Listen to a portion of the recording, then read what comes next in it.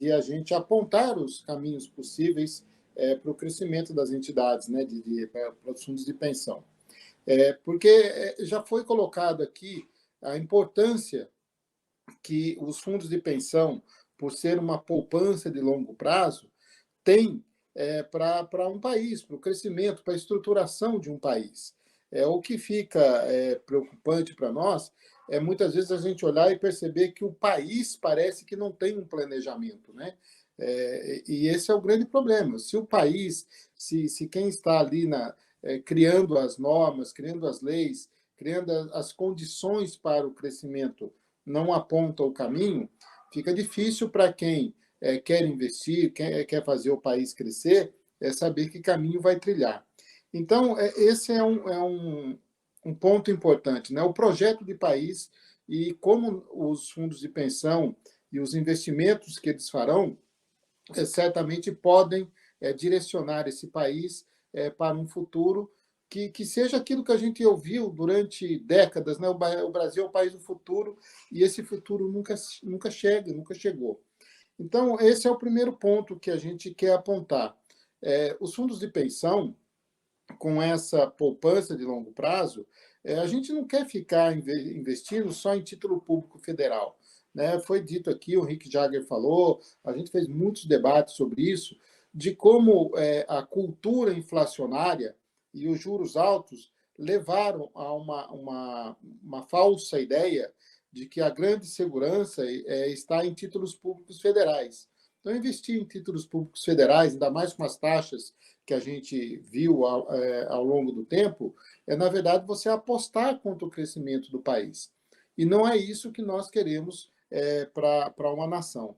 Então, nós queremos investir no setor produtivo, mas precisamos de segurança para isso. Né? O Flávio apontou algumas questões, inclusive apontando estrutura, né, de pilares, mas a gente quer ter a segurança jurídica de que a gente vai investir, e aí o Ricardo traz finalmente um ponto importante, que a gente não quer viver no risco.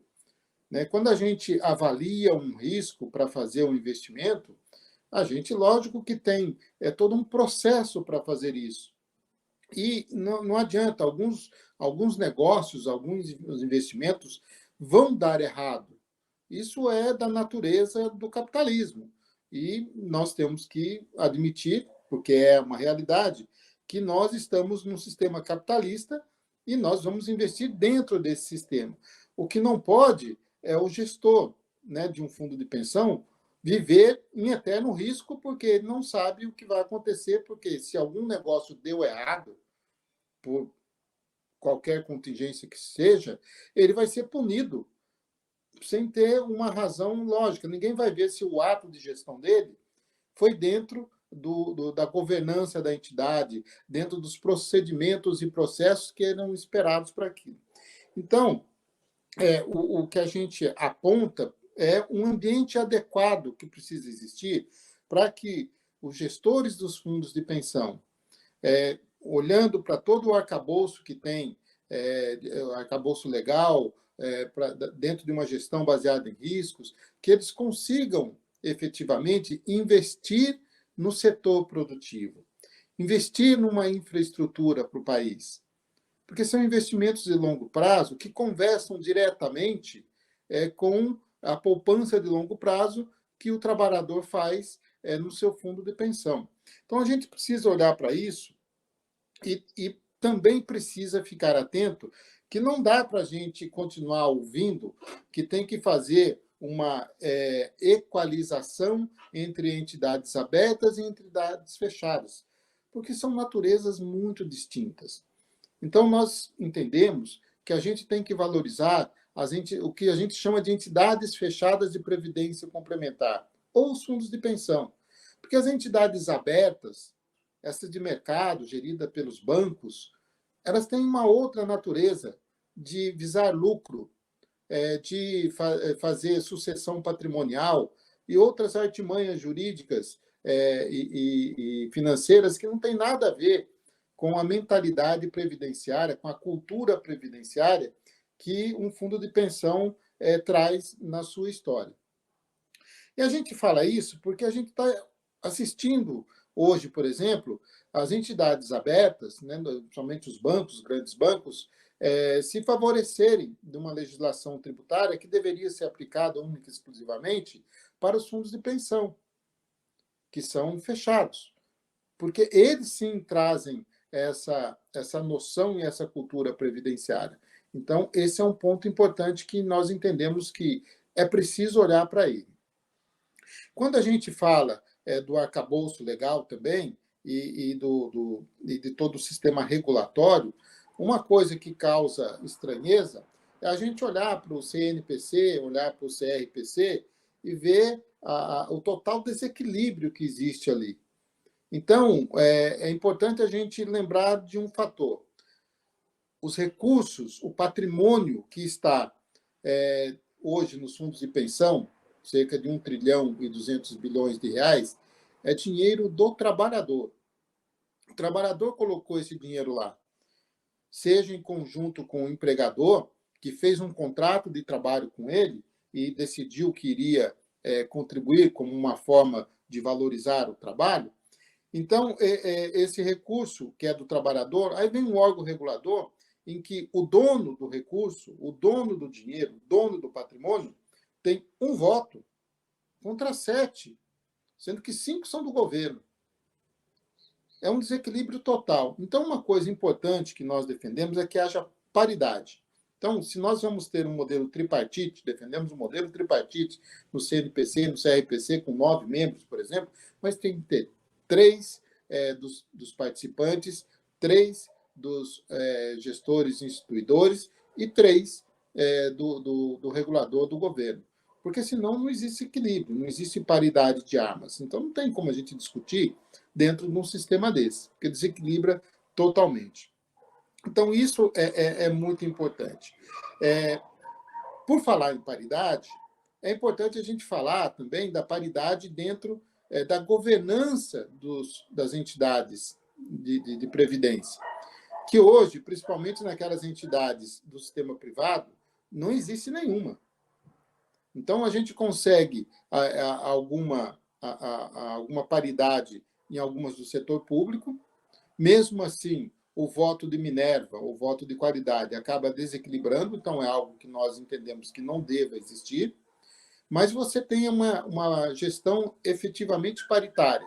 A gente vive um pouco disso, eu posso falar pela Previ, onde eu fui diretor, e embora exista o voto de Minerva no Conselho Deliberativo, que desequilibra, mas a gente consegue, na diretoria e nos conselhos, não utilizando o voto de Minerva, ter um equilíbrio. E a Previ vai muito bem, obrigado, graças a isso. Evidentemente, a gente tem que olhar para a questão por exemplo, como é que é feita a fiscalização que o Ricardo Pena acabou de falar, que é uma preocupação grande que a gente tem também. Então, o TCU, o que o TCU vai olhar para dentro e querer apontar como é que deve ser feita a gestão? A gente cansa de ver isso. Então, você já tem o comitê de auditoria, auditoria interna, auditoria externa, aí vem mais TCU. Aí agora, com a possibilidade de criar os estados e municípios, a gente vai ter TCE, TCM também, vai virar um Deus nos acuda, né? Não tem como viver, não tem como gerir aí. Aí não é gestão baseada em risco, né? É gestão baseada em medo. Ninguém vai gerir, porque não tem como.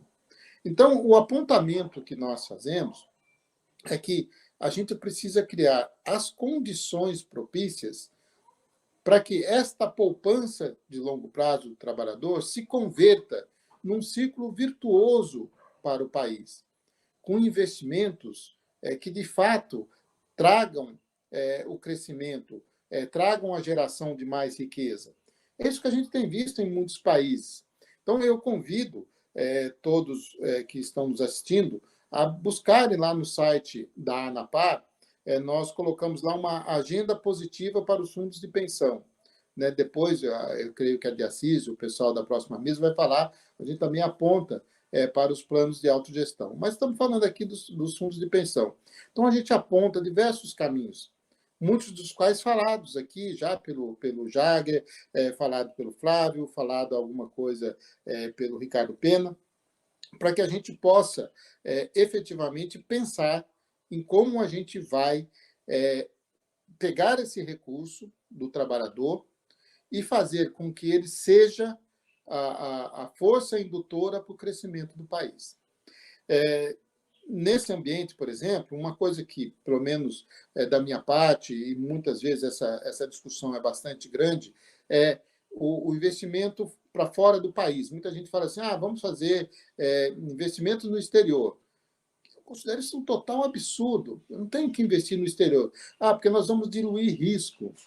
Aí eu falo assim, bem, eu vou pegar o dinheiro do trabalhador brasileiro e vou investir na América do Norte, nos Estados Unidos. Quais são os papéis que tem lá? Que risco eu diluir? Porque lá é renda variável, do mesmo jeito. Então não adianta eu achar que eu vou diluir risco investindo na Bolsa Americana. O risco é o mesmo, com a diferença que eu trago mais o risco cambial. Então a gente não concorda com essa ideia de investimento no exterior. Nós temos que aqui, por exemplo, criar condições para que a gente tenha uma renda fixa privada, por exemplo, que a gente pouco tem aqui, ou só tem incentivo para a pessoa física, em debêntures, CRA, CRI, algumas coisas desse gênero. Então, isso substituiria, em parte, a renda fixa, né, tradicional que nós temos, cuja, o Henrique falou disso, cuja norma que obriga a marcar a mercado, é um absurdo, né? Acaba trazendo uma volatilidade para a renda fixa que não interessa para uma poupança de longo prazo. Se eu tenho um ALM, né, eu sei qual vai ser o meu desembolso ao longo do tempo, eu vou casar o meu ativo com o passivo. E aí tem outra questão que nós queremos apontar, é a discussão do passivo. Eu não gosto muito desse termo passivo, né, quando a gente fala do patrimônio e dos direitos, né, dos participantes. Então, são os direitos dos participantes. Né? Como é que a gente administra esses direitos? Que direitos são esses? Como é que a gente coloca isso dentro de um regulamento? Para não acontecer o que a gente está vendo nas últimas 2 semanas, uma loucura total, né, quando se fala sobre retirada de patrocínio. Então, já para deixar uma coisa bem definida aqui, a ANAPAR ela é contra a retirada de patrocínio. Nós não concordamos com retirada de patrocínio. O problema é que ela está prevista lá na Lei Complementar 109, lá no seu artigo 25 e seu parágrafo. Então, o que nós precisamos? Aí eu vejo gente falando assim, vamos combater a Resolução 11, vamos destruir... Se eu destruir a Resolução 11, a 11 já vai ser revogada pela 53. Se eu revogar a Resolução 53, a retirada de patrocínio vai continuar podendo existir, porque está previsto na lei. E aí, como é que ela vai ser feita? Quais serão os critérios? Vai ser como era antes, de 2013, que usava a tábua de sobrevivência que bem entendesse, usava a taxa atuarial, taxa de desconto que o regulador concordasse com o patrocinador, e o participante, como é minoria na governança dentro da entidade, seria sempre vencido.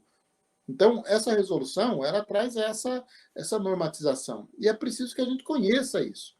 Então, nesse sentido, outra coisa que nós apontamos é uma democratização do conhecimento em previdência, para que nós possamos conhecer mais, estudar. Então, nesse sentido, muito do que o Ricardo diz aqui, desse modelo punitivo que o regulador acaba trazendo, a gente tem que superar isso. Nós não podemos viver com medo, nós não podemos gerir o patrimônio do trabalhador com medo. O regulador, o supervisor, ele tem que apontar caminhos, dizer, olha, isso aqui nos parece melhor. Porque eu venho de uma família, de uma educação, que não é você dando chinelada na criança que você vai ensinar, é sentando e conversando com ela. Olha, isso aqui está errado, isso não vai dar certo, isso não vai terminar bem lá na frente. Talvez esse caminho seja melhor. E é isso que nós entendemos que um regulador devia fazer. Agora, tem lá diversas autuações. A partir das autuações, nós temos o Ministério Público, Polícia Federal, Operação Greenfield, TCU. Como é que alguém vai gerir recursos de trabalhador desse jeito? Como é que a gente vai ter a capacidade de investir numa infraestrutura, que é algo de longo prazo, se vem um governador, um prefeito, e simplesmente rasga o contrato, se eu não tenho segurança jurídica. E depois que isso acontece, vem um auto de infração e diz que eu não olhei para aquilo, para aquele risco, como infelizmente eu vi num acórdão do TCU, né, dizendo que ao fazer negócio com uma empresa pública, a gente tinha que ter olhado para o risco da corrupção, porque existe corrupção. Isso escrito por um funcionário público dizendo que o funcionário público era corrupto. É surreal. Mas se nós não tivermos essa segurança, dificilmente a gente vai conseguir crescer dentro da poupança previdenciária que a gente precisa.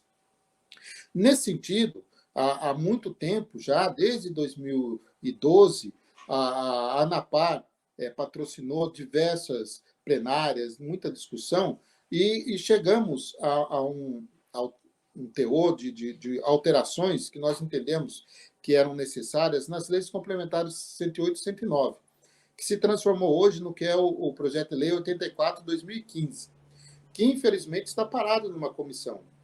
Esse projeto de lei, que foi patrocinado pela deputada Maria do Rosário e pelo Chico D'Angelo, a Maria do Rosário do Rio Grande do Sul e o Chico D'Angelo do Rio de Janeiro. Então, é um projeto de lei que traduz uma série de debates de participantes de fundos de pensão. Então, aponta como nós entendemos que a lei deve ser alterada, porque ela precisa ser atualizada, mas com a visão do participante. E não o que nós temos lido, infelizmente, na imprensa, a partir de um autodenominado IMK, de que diz que simplesmente quer pegar o recurso, permitir a portabilidade de todo o recurso e a gente vai ficar levando o dinheiro daqui para lá como se isso fosse resolver alguma coisa.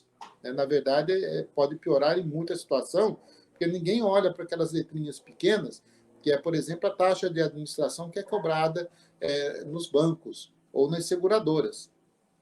Então, a taxa média dos bancos e seguradoras é na faixa de 1,5%, enquanto no sistema das entidades fechadas fica na faixa de 0,3%, 0,4% ao ano. Isso é a taxa de administração. Se a gente não olhar para isso, e se a gente não entender a diferença, a gente vai cair na armadilha dos bancos que usam aquela propaganda enganosa de que nós zeramos a taxa de carregamento. E ele não fala quanto é a taxa de administração, nem a diferença de taxa de administração e taxa de carregamento. Então, por que eu estou falando isso? Porque a gente aponta constantemente aquilo que nós acreditamos que pode nos levar a um fortalecimento do sistema de previdência fechada no Brasil. E a gente vê países em que a poupança, né, que de longo prazo significa quase 100%, ou em alguns lugares até mais de 100% do PIB. No Brasil, a gente está ali na faixa variando de 12% a 15%. É muito pouco.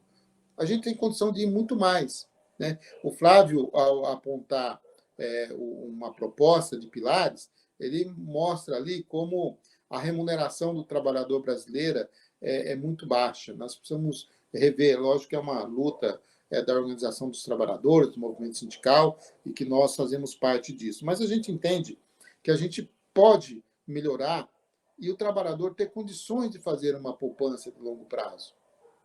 Mas, para isso, precisa ter as condições.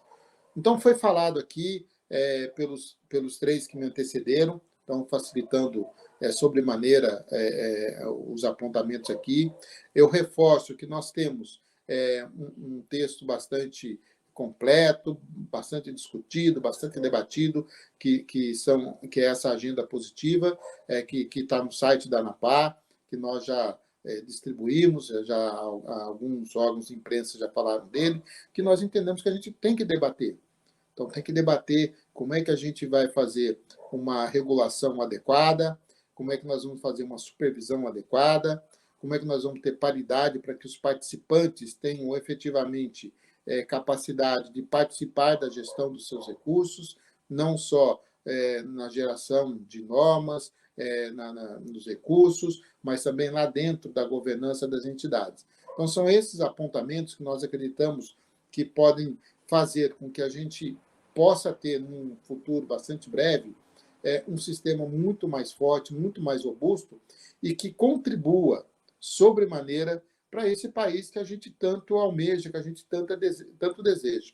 Então, se a gente conseguir construir esse modelo, a gente certamente vai construir esse ciclo virtuoso que vai nos levar ao país que a gente ouvia há anos que era do futuro e a gente realmente apontar para um futuro muito melhor para as gerações que hão de vir.